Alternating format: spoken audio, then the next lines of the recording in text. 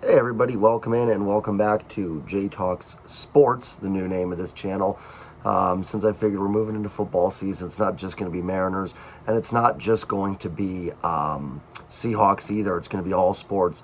Got some different today. I'm going to talk about the betting lines for the Monday Night Football game between the Broncos and the Chargers. Couple quick notes. Just going to give my kind of three keys to betting. Just things that I go by and would be just my advice. By the way, when I give you this pick that I'm going to give you today, please do not hold me accountable for anything. It's just my thoughts. So just, I'm not a professional handicapper. But my first of the three key rules with betting, number one, don't bet more than you can afford to lose. I mean, I think that's simple, but it's good to know. Don't bet over your head. Be smart. Just do it to keep the game fun and enjoy it. Don't be silly. It's not something you should risk, your next paycheck or hurt your families with or anything like that. Keep it to be fun and do that. If you can make some money along the way, that's awesome. But don't make it necessarily, a lifestyle. That's my opinion. Number two, never pay somebody for their picks. All these things that pop up and go, for $39.99, you can subscribe to my yearly picks and then my insiders and my locks of the week.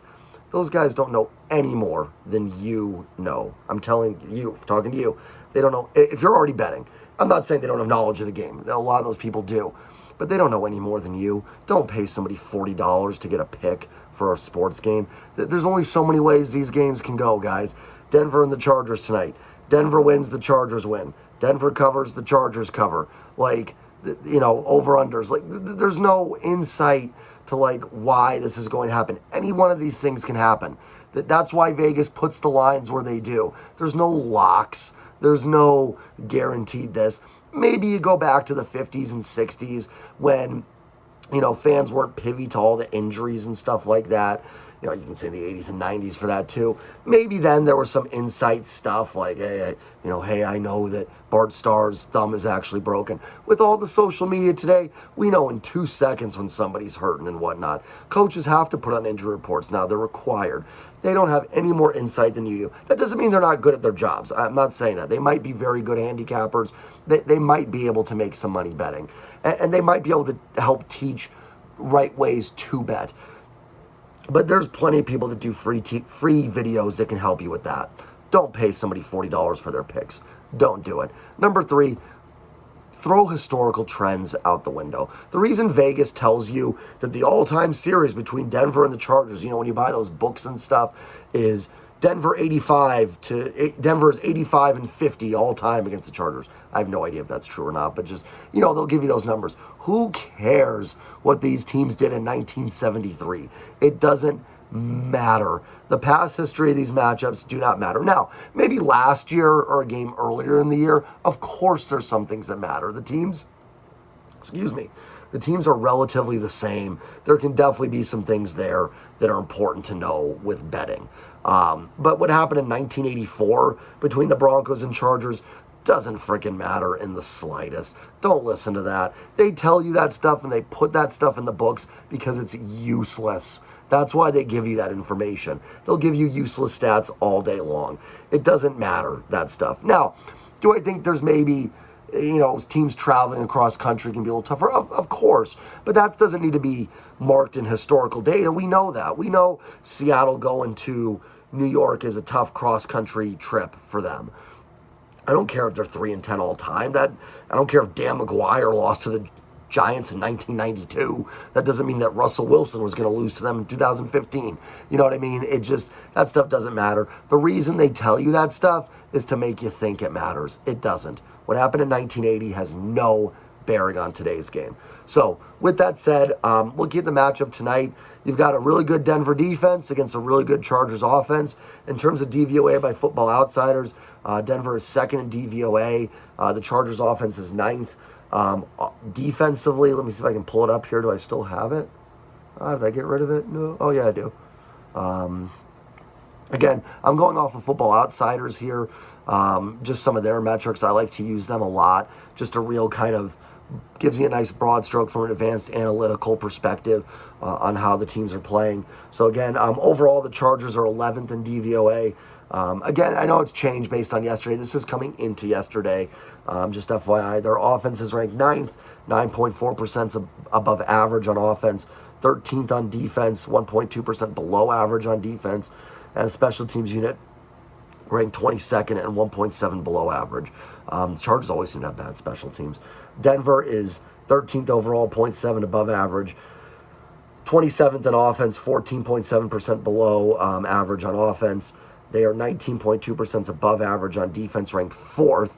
And they are 28th in special teams. So special teams looks like it's going to be a bit of a wash, although I know McManus is a good kicker for the Broncos. In terms of offense, Chargers good offense, Denver bad. Chargers good offense, Denver good defense. Chargers defense slightly above average. Denver's offense has been bad. Looking at the line here, it's currently on FanDuel. Chargers -4. They're minus 112 at that -4. What that means, if you're new to this, is if you bet $112 on the Chargers -4, you would win $100. Denver is -108 +4, meaning if you bet $108, you would win $100. On the money line, Chargers are -205. The money line is a straight up pick, picking them to win. On that, the Chargers -205 means if you bet $205, you'd win $100. Plus, you get your money back. Just so you guys know, you wouldn't lose money.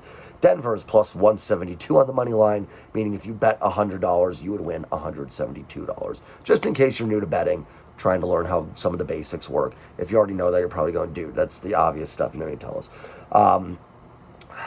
This is a tough one. It's actually one I'm not going to bet tonight. I kind of feel like Denver's offense, Denver is just on the cusp. They're either going to take off, Russell Wilson's going to get going, or they're kind of close to implosion. And I don't know which way they're going to go. If I had to, I'd probably take the Chargers minus the 4 points here. Like I said, Denver's on the cusp. I don't trust him. I don't trust Nathaniel Hackett yet. Russell Wilson has looked lost in this offense. Whether it's the play calling or it's Russell himself, he is just he just doesn't look comfortable. Even when they make plays, he doesn't look comfortable doing it. Like, it looks like it takes every ounce of energy they had to make that pass completed. Now, I do think they can play better. The odds are literally live updating as I'm doing this. I'm looking over and the odds just changed. And I wouldn't shock me if they did get it going. But until I see it, I'm not going to go with them. The Chargers like to play these close games. They seem to kind of let teams back in it. Hang on. It wouldn't shock me if this did end up being like a 20-17 game. But if I had to, I would take the Chargers -4 here. I think their defense is good enough to slow down Denver. And while I think Denver's defense will have some success on the Chargers, I do think LA, I'm never going to get used to that, does enough offensively moving the ball here. I do like the under 45.5. I kind of see this as a 21-16, 24-20 game. So I do think the under hits here. The under 45.5 is -108. So it's actually a little bit better odds to play the under than the over here. I do think this game stays under. Denver's defense is good enough. Without Rashawn Slater at left tackle for the Chargers, that's a huge loss. They played well without him last week, but Bradley Chubb, Randy Gregory. Is Gregory out? Actually, I'm giving you guys betting tips that I couldn't tell you if one of the better players on their defense is out. Yeah, that's great advice here, so totally listen to me. But, if Bradley Chubb can get to Herbert, I think they will be able to get some pressure on Herbert. The Broncos are so banged up, too. That's the other thing with their offense. Not only is it struggling, out Javonte Williams, no Garrett Bowles. I think they're going to struggle to put up points. And they just haven't hit those big plays that Russell, hit for so many years in Seattle. They haven't found their groove on those yet. So I think they will hit a couple, plays and whatnot and move the ball. But I don't love San Diego minus. I don't love LA -4 here, but it would be my pick if I had to make it. Obviously, in the money line, I'd take the Chargers, and the under would be 45.5. I do like the under. That would be my play here, as I do think the under hits. I'm going to hit more wages here, see if there's any fun bets that are in here. Sometimes you get some cool prop bets that you can bet on, like anytime touchdown score. Correct score is always a fun one. If you get it right, it's like huge odds.